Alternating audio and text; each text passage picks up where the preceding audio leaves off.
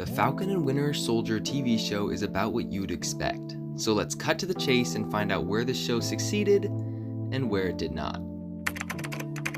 The expected. The Falcon and Winter Soldier TV show obviously had to accomplish a couple of very important things to establish the future of the MCU.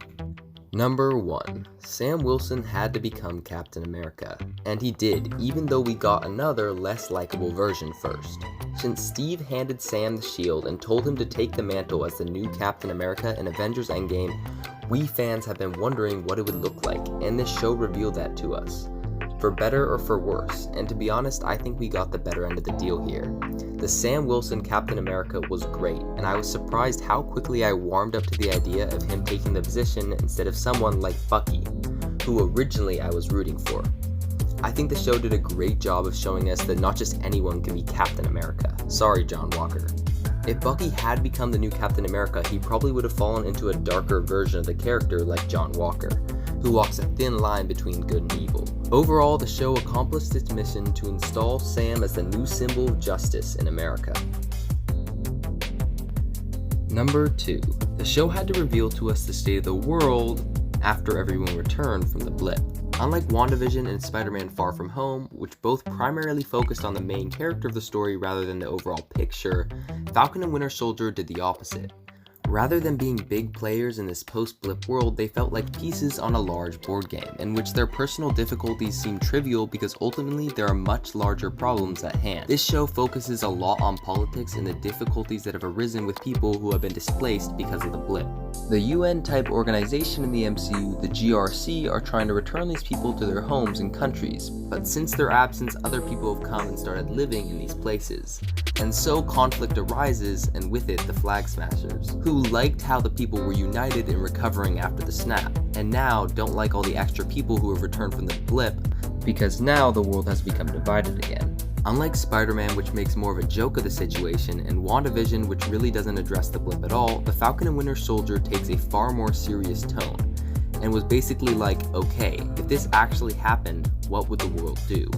I really liked how the show went with this, and I really think it was really well grounded and showed what it would be like for a regular person to go missing for 5 years and then suddenly reappear again and everything's different.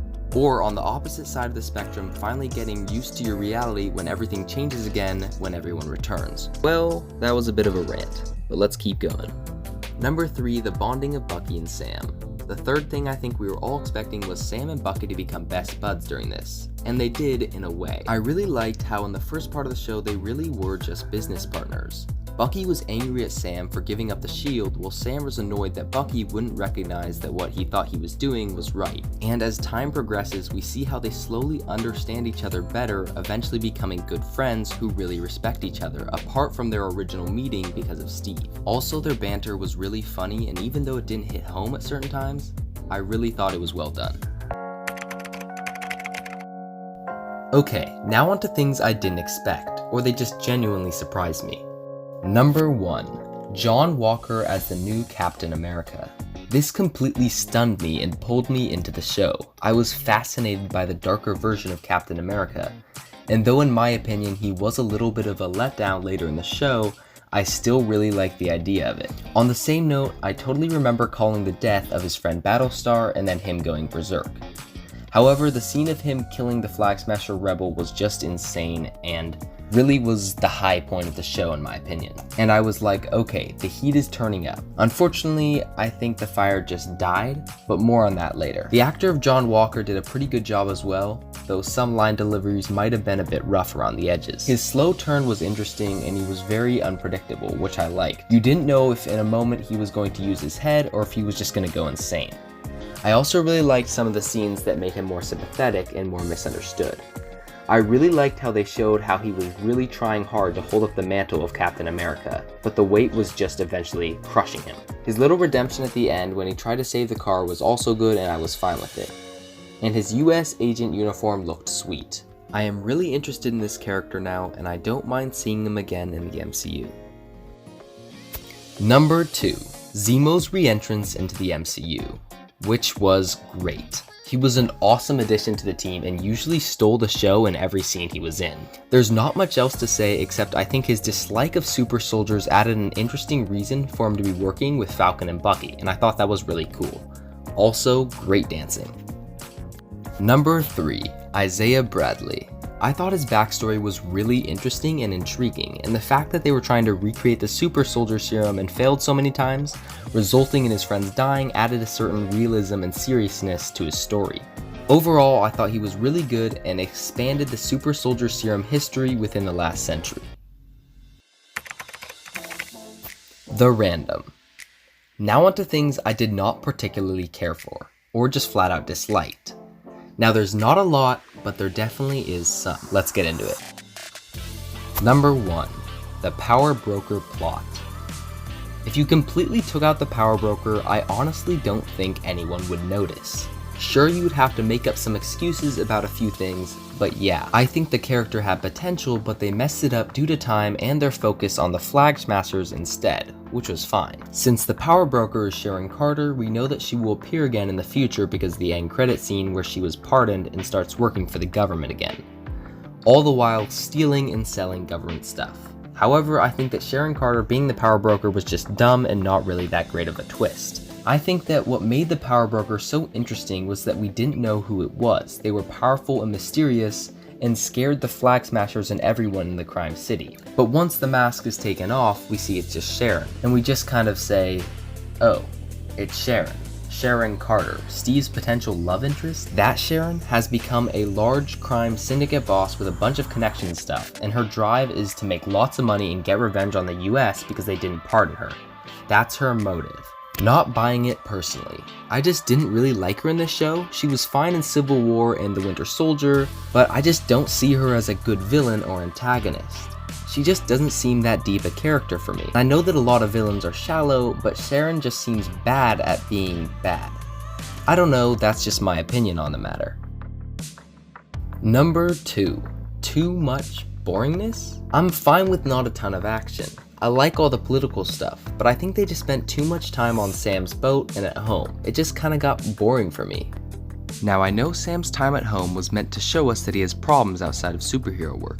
However, it was just too long and uninteresting in my humble opinion. Overall, I think many of these scenes could have been trimmed.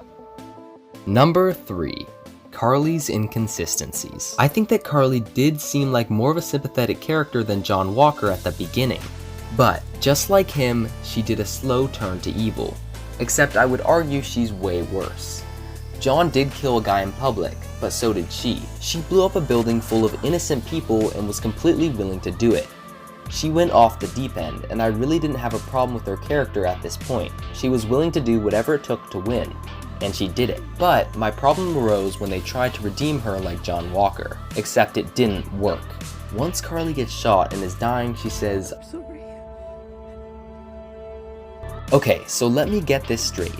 You literally convince your subordinates to murder and kill to get your point across, and then in the end, you suddenly regret it, even though you said you were fine dying because it was for your cause? Basically, they ruined her character with one phrase. What would have been better in my opinion is if she had gone the route of Mysterio and sends some sort of message at the end when she's dying. Instead, the Flag Smashers are just crushed from this in one blow, even though she said her people dying wouldn't make any difference and the revolution would continue. Ah well, Marvel, it's too late now. The verdict. Finally, my verdict on this show. Was it amazing? No. Was it great? No. But was it good? Yes. I think that the show's finale might have been the worst of the 6, but I don't think it completely ruined the show. Marvel may not have struck the landing on this one, just like WandaVision, but I think they did a pretty good job. My rating of this show is about 7 out of 10. I really want to say 8, but the last episode just wasn't up to par in my opinion. Was this show better than WandaVision, you may ask? And my answer to that is they're just different. But I will say this show may have appealed to me slightly more due to my personal interests. With 2 Marvel series now in the book, I'd say that they are both good starts. And since it's Marvel, I don't mind more. However, I think that Marvel did not hit a home run on this one. And hey, maybe the Loki show will be the masterpiece, but for now, we'll just have to wait. Thanks guys for watching, and I'll see you next time.